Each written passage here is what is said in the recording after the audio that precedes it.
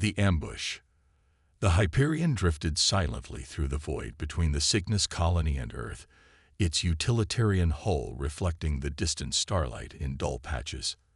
Unlike military vessels with their sleek profiles and obvious weapon ports, the Hyperion was blunt and practical, a simple cargo transport designed to ferry supplies and personnel to Earth's farthest outposts. Captain Ilara Chen stood on the bridge, her dark eyes scanning the sensor readouts with practiced precision. At 38, she carried herself with the quiet confidence of someone who had navigated both space and bureaucracy long enough to be unfazed by either. Before commanding interstellar vessels, she'd spent a decade in Earth's maritime forces, patrolling disputed territories during the Pacific Resource Wars.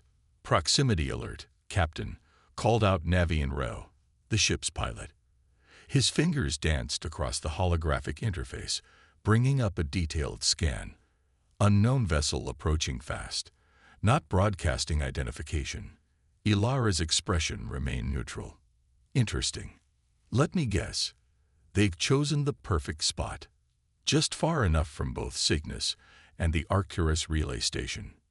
Pirates, most likely, offered Dmitry Volkov, the ship's engineer. His massive frame seemed too large for his console chair. Out here in the fringe, they're getting bolder. "Should I activate the emergency beacon?" asked Communications Officer Layla Wright, her hand hovering over the console. "Not yet," Ilara replied, a hint of calculation in her voice. "Let's see what they want first." The bridge crew exchanged glances. They weren't military personnel. They were civilian specialists, a botanist, an engineer, a doctor, a geologist, and an administrator, tasked with supporting Earth's expansion into the stars. And yet, none of them seemed particularly alarmed by the approaching threat.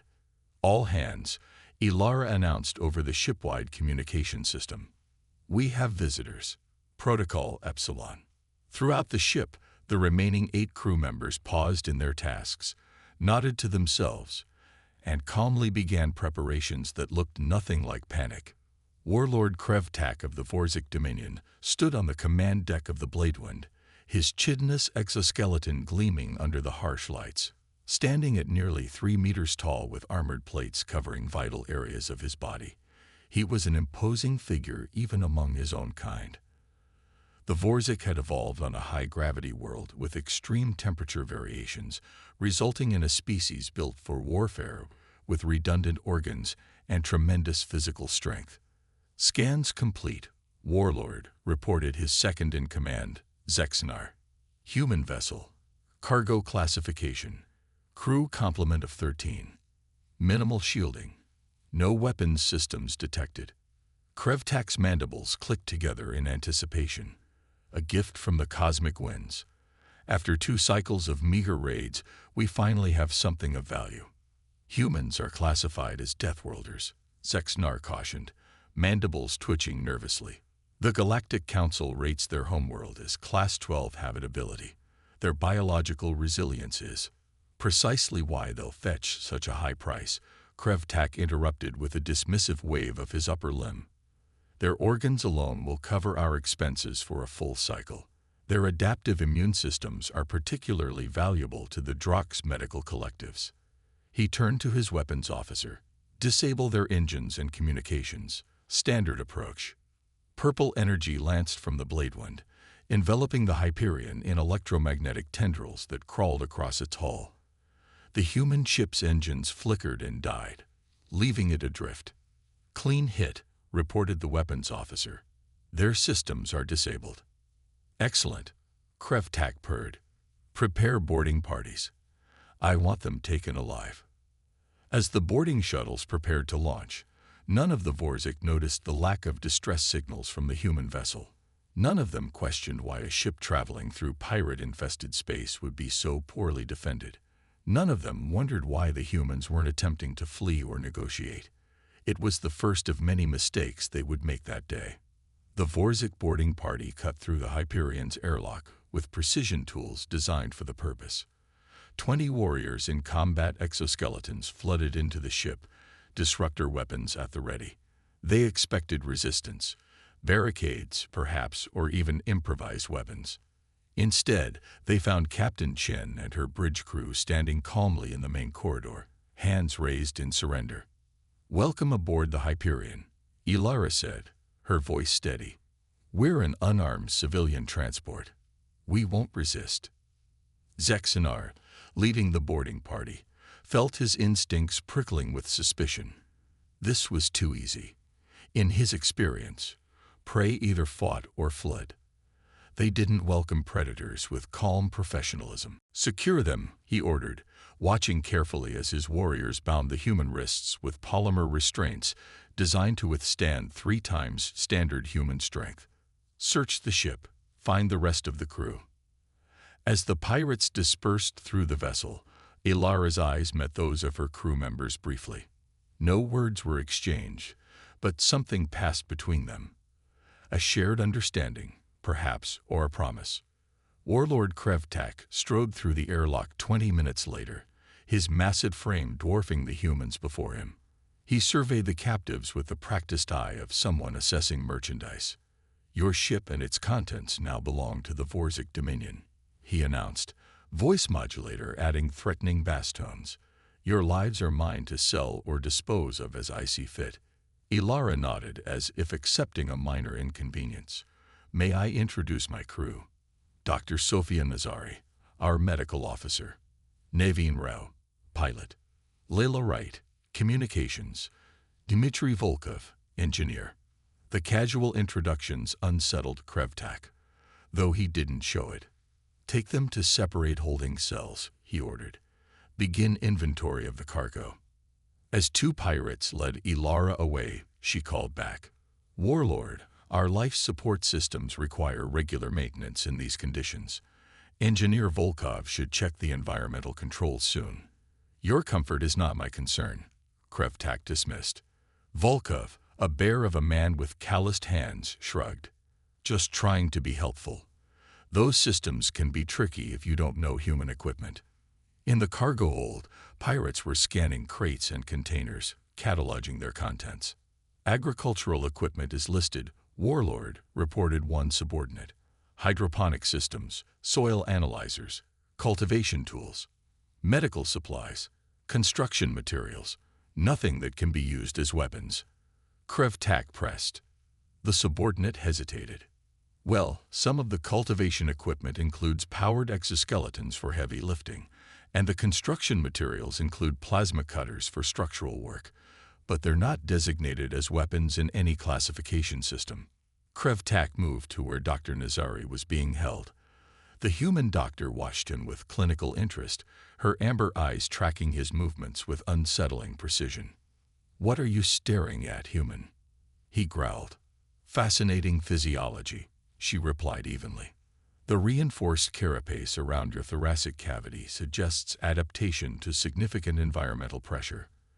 However, the joint articulation leaves small vulnerable gaps that most wouldn't notice."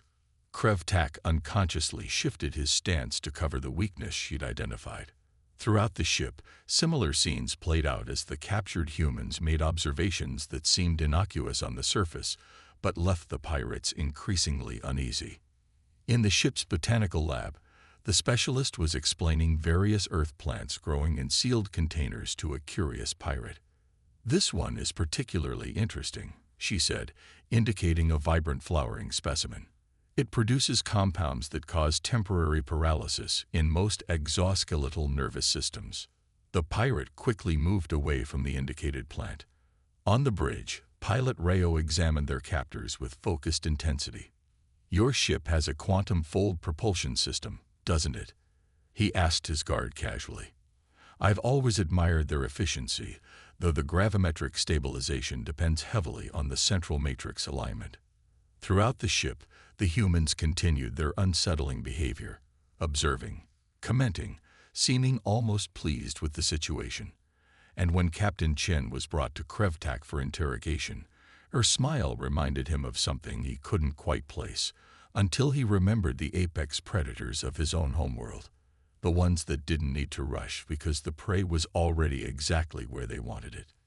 "Take the pilot to our bridge," Krevtak ordered. Have him explain these course calculations. I want to know their destination coordinates. 3 pirates escorted Rao through the narrow service corridors of the Hyperion. As they reached a maintenance junction, Rao suddenly stopped. "What's the problem, human?" hissed the rear guard, prodding him with a neural baton. "Just wondering," Rao said, bracing his shoulders against the left wall, "if you've ever studied basic physics." Before the guard could respond, Rao planted his right boot against the opposite wall and launched himself backward with explosive force. The rear guard took the full impact of Rao's body mass, accelerated by muscles evolved to function in Earth's punishing gravity. The pirate's exoskeleton cracked with a sound like splintering ceramic. The lead guard spun around, raising his disruptor. Too slow. Rao had already dropped to the floor and swept the pirate's legs with a practiced motion. As he fell, his head struck a protruding conduit with a dull thud. "First lesson," Rao said to the remaining guard, who was frantically trying to activate his emergency beacon. "Force equals mass times acceleration. Earth gravity gave us the muscle mass. Your poor tactical assessment gave me the opportunity." The reckoning. Elsewhere in the ship, Engineer Volkov had examined his restraints while 2 pirates inventoried the construction equipment. "Those plasma cutters require careful handling," he commented casually. "The field containment can drift if the calibration pins aren't set properly." One of the pirates looked up in alarm. "What calibration pins?" Volkov nodded toward a small metal rod protruding from a nearby device. As the curious pirate leaned closer, Volkov suddenly lunged forward. His bound hands grabbed the metal rod, twisting it sharply. The device hummed to life, its cutting field slicing through his restraints. Before the startled pirates could react, Volkov rolled behind a storage container as disruptor fire scorched the deck where he'd been standing. He emerged holding a meter-long metal bar from a construction frame. "Let me show you something about leverage," he called out, swinging the bar with practiced precision. Throughout the Hyperion, alarms began to blare as the ship's systems registered unexpected failures. The artificial gravity fluctuated, then failed completely. In the zero-G environment, the pirates flailed awkwardly, their evolutionary development in stable gravity leaving them ill-equipped for movement without directional reference. Their communication devices erupted with panicked reports. "The medical officer has escaped. 2 guards down in the lab. The engineer has." The transmission cut off with an ominous crackle. In his command room, Warlord Krevtak floated awkwardly, claws gripping the support beam for stability. Across from him, Captain Chen remained perfectly oriented despite the lack of gravity, her movements controlled and efficient. "What have you done?" he demanded. "Nothing yet," she replied, pushing gently off a wall and drifting precisely toward him. But Engineer Volkov mentioned he might need to adjust the gravitational field matrix, something about making the playing field more equitable. A crash echoed through the hall, followed by a piercing alarm. "That's interesting," Ilara remarked, checking her wrist display. "It appears Dr. Nazari has reached your warrior's barracks." She was quite interested in examining Vorzik physiology more thoroughly. Krevtak's compound eyes widened as understanding finally dawned. "You planned this." Ilara's predatory smile returned. "Warlord, when you come from a death world, you learn to plan for everything." In the botanical laboratory, 3 Vorzik pirates floated helplessly in the zero-gravity environment, their limbs thrashing ineffectually as they tried to orient themselves. The ship's botanist, Dr. Mailin, moved among them with fluid grace, her movements precise and economical, the result of 6 months of zero-G training that all colonial personnel received as standard. "Fascinating evolutionary adaptation," she commented, observing their struggles. "Your species clearly developed in a stable gravity environment. Your musculature and proprioception are optimized for strength, not adaptability." With swift motions, she grabbed 2 unmarked containers from a nearby rack and slammed them together. The impact shattered their seals, mixing their contents. An immediate chemical reaction produced a rapidly expanding cloud of dense green mist. Interesting compound. Lynn's voice echoed through the thickening fog. Earth plants developed chemical defenses against insect predators over millions of years. Your respiratory system has similar vulnerabilities. The pirates fired blindly into the mist, their shots going wide as their compound eyes struggled to penetrate the haze. One by one, they began to wheeze and stagger as the caustic compounds attacked the sensitive membranes of their breathing passages.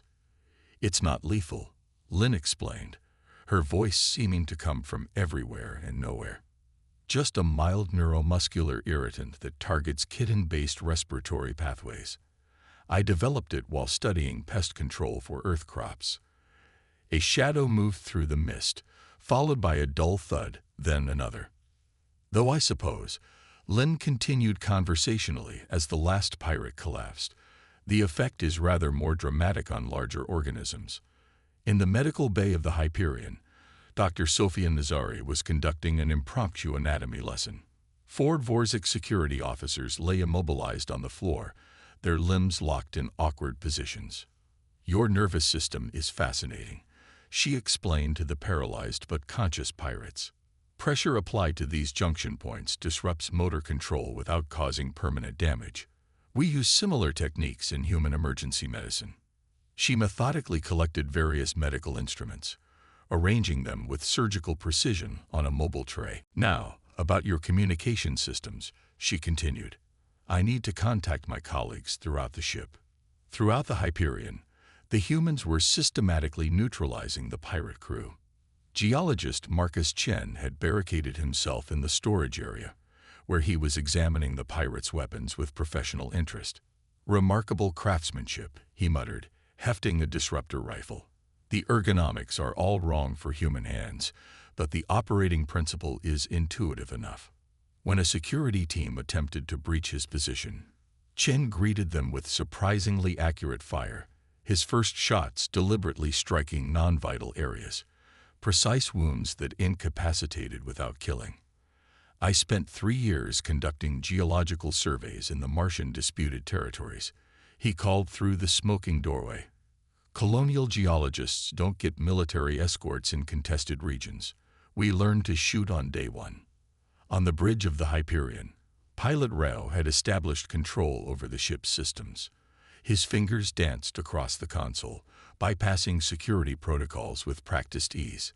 "Their network architecture is actually quite elegant," he remarked to the unconscious pirates at his feet, "but they rely too heavily on centralized authentication."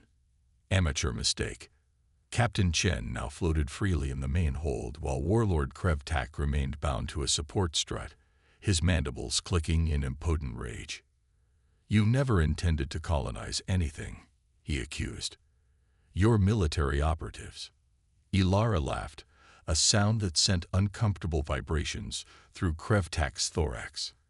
"That's the remarkable thing, Warlord. We're exactly what our credentials say, a colonial advance team. I was an administrative coordinator before joining the colonial program." She pushed off from a wall, drifting closer to him. "But here's what you don't understand.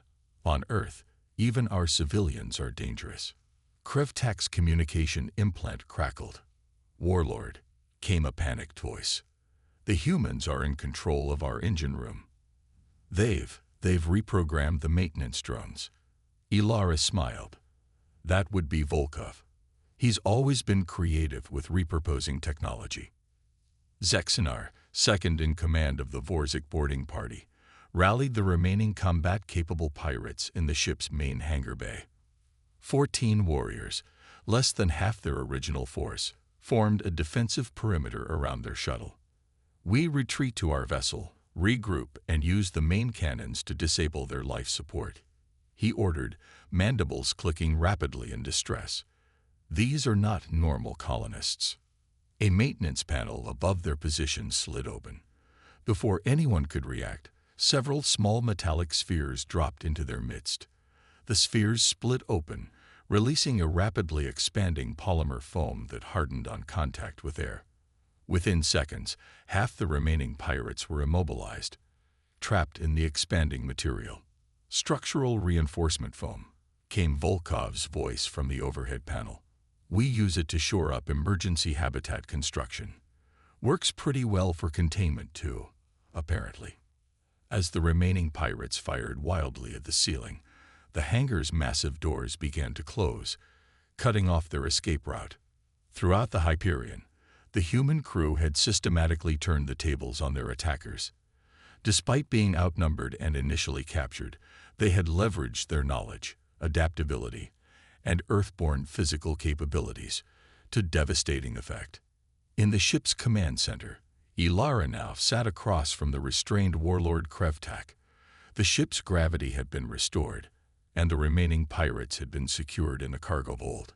"You should have done your research, warlord," she said, examining a data tablet. "Humans don't venture into space unprepared." The scans showed no weapons. Krevtak hissed. "Your ship registered as a civilian transport." "It is," Ilara confirmed, "but you made a fundamental error in your assessment. You looked for weapons, specific tools designed to cause harm. What you should have looked for was capability." She set down the tablet and leaned forward. "Every human who leaves Earth undergoes extensive training: zero-G operations, emergency response, basic combat. It's standard procedure. When your environment has been trying to kill you for millions of years, you learn to be prepared for hostility." Krevtak's mandibles twitched in reluctant understanding. "What happens now, human? You execute us for our transgression." Ilara shook her head. "That's not our way, warlord. Your crew will be detained and your ship impounded. You'll be delivered to the nearest Galactic Council outpost to face charges for piracy." "And if we had succeeded?" Krevtak asked. "If we had overpowered you, then you would have learned another fundamental truth about humans," Ilara replied, her eyes hardening. "We're very, very good at vengeance. The Earth fleet would have traced your energy signature and hunted you to the edges of known space." As the Hyperion's engines hummed back to life, towing the disabled blade wind behind it, Ilara returned to the bridge where her crew had resumed their stations. "Contact Arcturus Relay Station," she ordered Communications Officer Wright. "Inform them we've been delayed due to an unexpected boarding incident, but we're proceeding to Cygnus Colony with our cargo and some additional passengers." "How many ships does this make now?" asked Dr. Nazari as she entered the bridge, wiping her hands on a towel. "The third pirate vessel this year to try their luck with an Earth ship." "Fourth," Volkov corrected, not looking up from his console, where he was finalizing repairs to the systems the pirates had damaged. "Remember that Krell scavenger crew near the Ta City outpost." Ilara shook her head with a wry smile. "Word will spread eventually. The galactic community needs to understand that unarmed doesn't mean defenseless when it comes to humans." As the Hyperion accelerated toward its destination, the stars stretching into lines of light around it, the message was indeed spreading through the darker corners of the galaxy. Earth ships, no matter how they appeared on scans, no matter their official designation, were to be avoided. Their crews, evolved on a world that had shaped them into survivors, carried that deadly heritage with them into the stars. The Deathworlders had arrived in the galactic community, and they were here to stay.